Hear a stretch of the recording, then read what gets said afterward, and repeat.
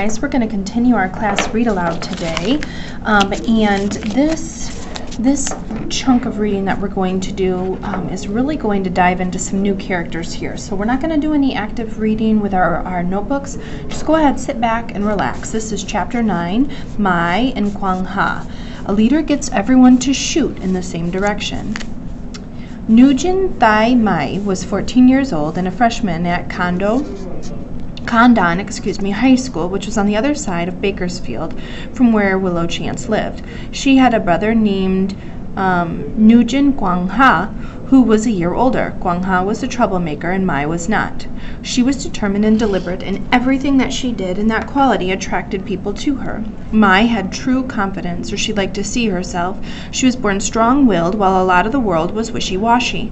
Adults did not intimidate her, and neither did strangers of any age. Because Mai, as her mother reminded people, was born in the year of the dragon, that meant nobility and power and strength.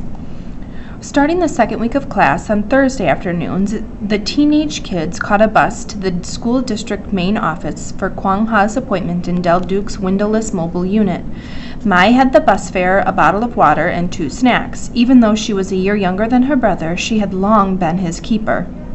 Mai waited for Kwang Ha to have his counseling session, and when he was finished, they went together to Happy Nail Polish.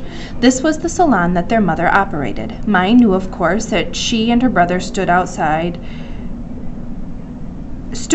in Bakersfield. Her mother had been born in Vietnam from a father who was a black American soldier. Because of this, Mai's mother, who was named Dung, had been an outcast. When the U.S. government gave teenage Dung a chance, she left home and gone halfway around the world to California. In 10 years, she had 2 children with a man originally from Mexico, who had left soon after Mai was born to see his sick brother and never came back. And Dung changed her name to Patty once she found out what the word Dung meant in English. But even though she had been in the United States for 21 years, some of her mails still came addressed to Dung, and her kids did not appreciate it. Dell had ignored, even more than usual, his regularly scheduled cases. He gave the pest known as Kwang Ha a geometric coloring book and commanded that the kid complete 3 pages. Dell was surprised to see that instead of complaining, the hostile teenager actually looked enthused to employ colored pencils to fill in the blank spaces. Being careful that no one was watching, Dell then got in his car and took off. He had 50 minutes to take care of his business. Dell Duke returned to the room with a can of soda, but also with a pet carrier. His voice was strangely high-pitched and harsh as he said, "Kwang Ha, you should be done by now. I told you to leave at 10 till 4. Kwang Ha continued coloring and didn't even bother to look up. Mai and Willow Chance both fixated on the jail-like front panel of the beige plastic crate, where they saw an extremely large orange cat. Dell Duke was insistent. "You have to go. My next appointment is here." Kwang Ha kept working the mustard-colored pencil as if he was getting bonus money for every stroke. This shouldn't have surprised Dell because he was the kid in counseling for not following classroom instruction and having control problems. But Dell looked like the one with the control problem. His face flushed deep red, and he put the pet carrier down on his desk and he raised his voice. "Done! Finished! No more coloring!" Willow seemed to be sucked back into her chair, and when that happened, Mai got to her feet. She felt some kind of wild Tigger unleashed into the airless room. "Don't you raise your voice at us. He didn't do anything wrong. If my brother wants to finish the picture, he'll finish the picture." She took a deep breath and continued. "He was supposed to have a counseling session, but you were gone the whole time. That's right, you are late for your next appointment with this little girl here, and that's not right either. And here's something else to chew on. I don't think you're allowed to have animals on school property. We could turn you in for that." So you're getting to see a little bit of these new characters. Let's read. Chapter 10. I felt my blood pressure rise, but in a good way. The exotic-looking teenager standing in front of me was bold. She yelled at Mr. Dell Duke, and the tone of her voice demanded that the world listen as she stood up for her brother and for me. And there in the small, stuffy trailer on the edges of the baking-hot blacktop of the Bakersfield School District parking lot, that I found an older girl who was disappointing only in her failure to speak the language of most obliterated Cahuilla people. I found my Nugent. Dell Duke stared at us, but he didn't say anything. Instead, he pulled the only rabbit he had out of his hat, which happened to be a cat from a cage. He gave us a wobbly smile and opened the metal door of the plastic cat carrier, and then he said, "This is my cat, Cheddar. I thought you might like to meet him." So this was my surprise. I had said that my father was allergic to pet hair, which is why I couldn't have a dog or a cat or even a pygmy goat, and this was Dell's attempt to please me, to bond. He brought in his cat. It was strange, but right then in that room, wasn't it? The cat took several what seemed like slow motion steps onto the desk, and I knew cats behaved this casual way because they weren't needy. They didn't need to run and greet a person with slobbery joy. They didn't need to look for validation or recognition. They didn't need to fetch or cower or make big-eyed faces that say, "Love me, please." Their failure to care wasn't just appealing, but it was also seductive because cats made you try. We all watched Cheddar saunter across the desktop, rubbing his freakishly big body against 3 shelves of the in-and-out box where Dell had piled official-looking paperwork, and I suddenly felt certain that later he simply dumped unread into the large storage closet that was behind his desk. The huge cat then took a few sniffs and found the whole place not very satisfying. With no obvious provocation, he leaped down to the floor and bounced right out of the building like a bright-colored, full-covered soccer ball.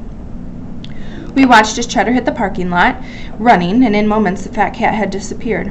For 37 straight minutes, we all looked under cars, behind hedges, and around buildings of the school and the district administration headquarters for the missing hunk of Cheddar, but he was not to be found.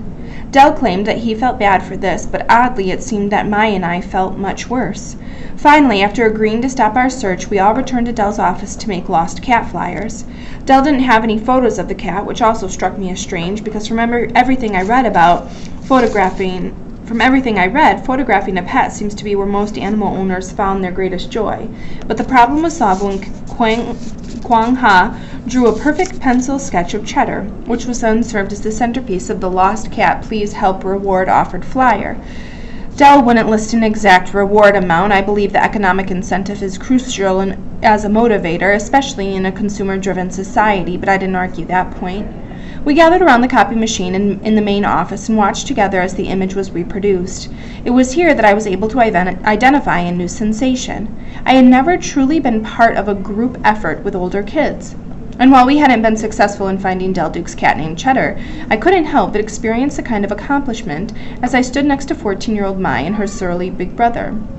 I was not pretending to be anybody but myself, and they still accepted me into their troop. I felt human. That was the only way I could describe it. Mr. Dell Duke drove us home, and he said that he had to take me first, and I assumed this was because it would be inappropriate for him to be alone with kids in his vehicle. Parents had given permission to students to be off school grounds for anyone who works with the district, but I didn't want to raise any red flags, even though that was my signature color.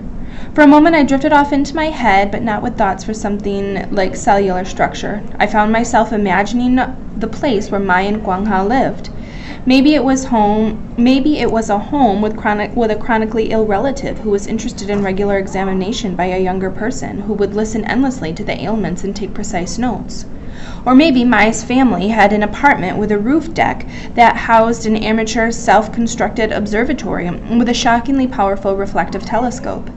Sitting in the back seat, I wanted to exchange vital contact information with this older and intriguing girl named Mai, but in the blink of pure fantasy, I suddenly saw myself walking away from Dell Duke's grimy car with the tiny glass vial of her blood sample for genome sequencing.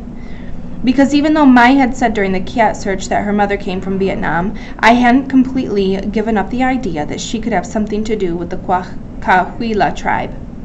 This was one of my secrets. When I was younger, I imagined that I was an Indian princess. Looking out into the car window to the street I had known my whole life, I understood that origins were so important, even if you didn't know your own. I was energized.